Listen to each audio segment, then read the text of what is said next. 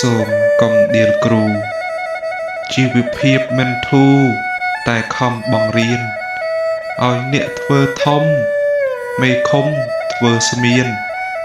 ខ្លះคล้ายជាមានទីហ៊ានអុកញ៉ា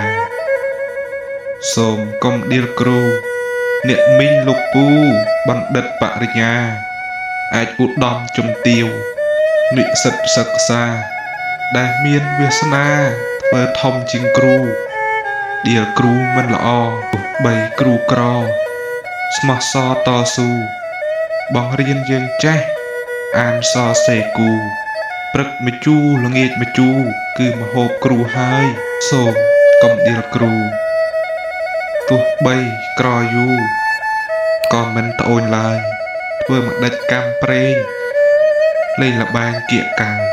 ឲ្យគ្រូមិនស្បើយកេងខ្ងាយក្រក្រៃសូមកុំដៀលគ្រូជីវិតដូចលូគេកប់ក្នុងដីតែគ្រូប្រាំងរស់ចែកចាយរស្មី